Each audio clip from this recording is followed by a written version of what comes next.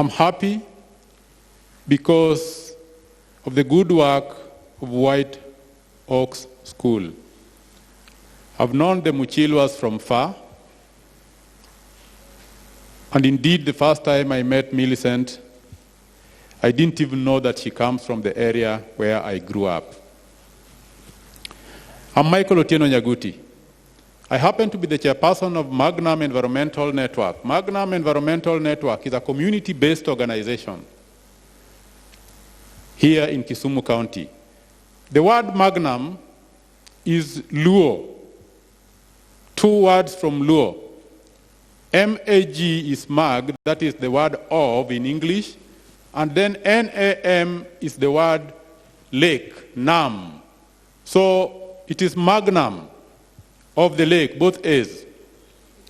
Growing up as a young man around Lake Victoria, having been brought up by a fisherman farmer, my old man, the late Mr. Joseph Nyaguti Otieno, happened to have come from Siaya, migrated from there to come and work with the East African Railways and Harbors. While working at the pier, this gentleman used to do some fishing during the evening period. During that time, Lake Victoria was full of abundance in terms of fish. I remember growing up, swimming in Lake Victoria, the water was so clear. There was nothing that you could see underneath the water. Then came this time when we started seeing objects. I am here to remind you that it is important for all of us to rise up and save Lake Victoria. And we will be guided by laws. One of them being the key law, those of us who are actually Christians, you will remember that the Bible says in Genesis chapter 1, verses 26 up to 30, and those of you who have Bibles will actually read that later, it talks about creation and the commandment of God to us human beings that we need to protect the environment. A majority of us have forgotten about that. We were supposed to have spaces for everything, wherever they are living, including the fish in Lake Victoria. What have we done so far? Today you find heaps and loads of plastic where the fish is supposed to be actually regenerating. That is at the shoreline, amongst the acacia thoningis, within the areas where we have the hippogras, where we have the papyrus reeds. Ladies and gentlemen, it is the time to act. Basically, God did not want us to waste the environment, and He entrenched this into laws through the Bible. Genesis chapter 1, verses 26 up to 30. Now, going beyond Genesis chapter 1, in the book, the great book that is the Bible, for those of us who are Christians, we also have environmental conservation entrenched in the Constitution of Kenya 2010. These are wonderful laws. The Constitution of Kenya 2010 actually entrenches Article 22, where the citizenry are given the authority or the mandate to move to court when we envision a situation whereby our environment is being degraded. Some of us have actually taken advantage of Article 22 and have gone to court. We have been to court to protect the environment around the lakeshore, the riparian area, where many people who feel that they have made enough money would want to stay just next to the lake and encroach into the riparian area where we have our fish regenerating. Article 22 gives the citizen an opportunity, including without paying any fee in court, to protect our environment. And as youth, I would want you to remember at any one time when challenged, and particularly when you see that there's a lot of impunity, kindly redirect yourself to Article 22 of the Constitution of Kenya, where we have entrenched the power that is given to the people to move to courts. Then we have Article 42 that speaks to environment in the Constitution of Kenya again. This is the article that says that all of us have a right to a clean and healthy environment. You have a right to be protected, and you also have a right, but I will also remind you later that you also have an obligation to protect the environment. Remember, in the Constitution again, sovereignty belongs to us. We are the people. We have the power. But when that power is not being used properly, we are free to take it away from those to whom we delegate that power. And that is why I was talking about Article 22 of the Constitution. I will later on, as I finish, share with you some of the things that we have done as a group in terms of enforcement of the Bill of Rights. Then we have Article 69 that speaks to actually the obligations that the governments have. Currently, we have a devolved government system. We have the national government and we have the county government. Both of them have roles in environmental conservation. But what are they supposed to be doing? Under Article 69, making sure that they enforce the law. Have they been doing it? Have they been protecting? Have they been helping us to sensitize? As young men growing up, remember, those of us who are growing old today are doing it passionately for you, for posterity. It is you who will benefit from the work that we are currently undertaking, and sometimes undertaking with a lot of risks involved. Because when you face people who impunitively want to do things the wrong way, remember, you are always at risk. So Article 69 reminds us of our obligation to also, as citizens, protect the environment from degradation. Before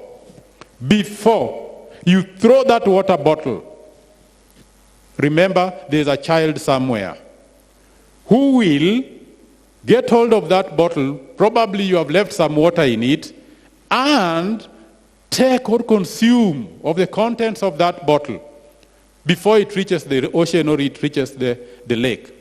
How dangerous is that? Remember, we have the Juakali sector, particularly those who are working on motor vehicles. They also use containers that actually have plastics. After using the contents, they just cast it. When it rains, the storm, it ends up in Lake Victoria. What are the contents? What are the dangers to our fish in Lake Victoria? To those of us who have been fishing, we know. Our fish today is not as tasty as it used to be. There's a lot of contamination. When I was growing up as a young man, one of the things that we would do in Lake Victoria when we were going fishing was actually to even consume that water, raw as it is or as it was, and then there would be no problem. But today, you can't consume that water. It is more contaminated and you will end up in the hospital. But as a thumb rule, when we were growing up in Lake Victoria, again, we used to be told by our fathers that one rule, don't urinate in the water. 2, don't remove or release your fecal matter in the water. We were growing up knowing that. But today, what we are releasing into the water is more dangerous than the fecal matter that we were able to release sometimes. I would also want to remind us of Article 70. Article 70 in the Constitution of Kenya 2010 speaks to enforcement per se. I want to remind you that again, that rule of sovereignty gives us as the citizenry the power to also enforce. What happens when today you are going home and you find somebody just releasing Pampers into the environment? What would you do, or what are you supposed to do? As citizens, we have the power to what? To arrest. I want to urge you, young men, to also use that, but remember not to be violent. Let us stop anybody who is polluting the environment, throwing around anything that is not supposed to be thrown. But for the service providers, the county government departments, the national government departments, we have NEMA. We want to urge you to join us. Let it not be that NEMA only has people who are employed and are just working for the money. What happened to our ethics? Please be passionate, just like those of us who are volunteers in this. Be passionate, do the work, get paid, and at the end of the day, be happy. What makes you think that your child will not go into Lake Victoria and consume that dirty water? What makes you think so? We have had engineers who took 10% when roads were being done. Potholes came around. And what happened next? They were involved in. So before you take anything and stop enforcing the law, kindly remember that whatever goes into the environment as a pollutant will also equally affect you. We have a very important guideline, the Environmental Management and Conservation Act. This is entrenched, and this is the law that actually gives birth to National Environmental Management Authority, that is the lead agency. We also have other acts, including the Water Resources Authority Act, that creates another entity that deals with our water. Ladies and gentlemen, the youth of our time, we, the old, will soon be going, but we would want to leave you with an environment that is properly protected. We as Magnum Environmental Network, we are ready to work with this team. We have always worked with anybody who is ready to work with us, including the government. But we are always also ready, and I want you also to be sincere about this. Be ready and prepared to rise up and say no to impunity. We would want to see a situation whereby big companies like Coca-Cola industry that is producing a lot of this plastic that is containing the sodas that we consume, we would want to see them engaged in corporate social responsibility, engaging community groups, so that we can also be able to recollect some of these for reuse and probably proper disposal elsewhere. We would want to see other industries that are also using the plastics, particularly for packaging of their goods, to also be held to account. Let us rise up together. Let it not just be beach cleanups. We should not just be cleaning beaches.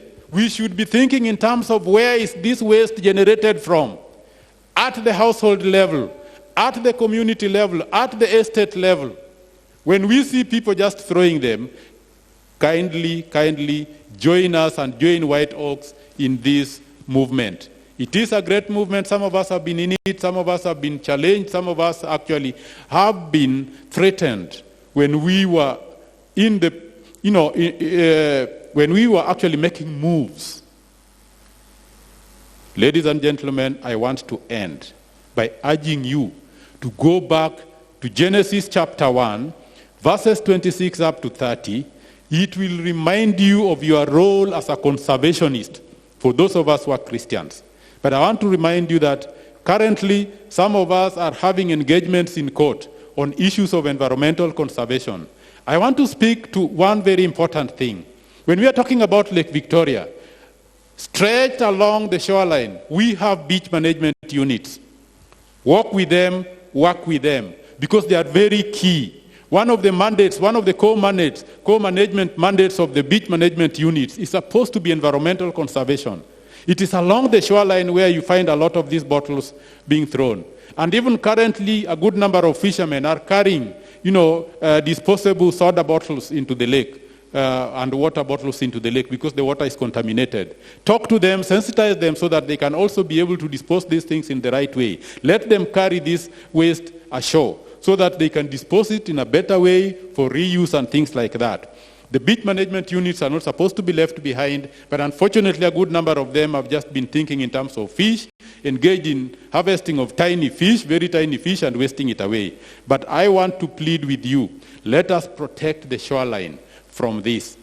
One of the things that has happened of late is that we have a situation whereby the lake is actually moving out into the environment. You've seen the rising of Lake Victoria. Probably one of the causes could be the plastics that are actually going deep into the, underneath of this lake. You've seen a lot of plastics found around there, some of them with contents having, jammed with a lot of soil when they were being moved ashore. So at the end of the day, the lake bed is rising. The basin is actually being depleted of its volume. It used to have a very big volume, but with the number of plastics now going there, the water level is rising and water is moving outside. I believe we can protect this lake together. Thank you very much for listening to me, and welcome to work with us. We are also ready and open to work with anybody. We, as Magnum Environmental Network, We combine the two sides of activism. We are ready to dialogue, but we are also ready to move and push. We advocate for both. That is the way to go. As you move into the world, remember, a time comes when you must push for your right. And that is entrenched in the Constitution of Kenya. Under the Bill of Rights, you find Article 22 that will enable you to go to court. Thank you so much for listening to me.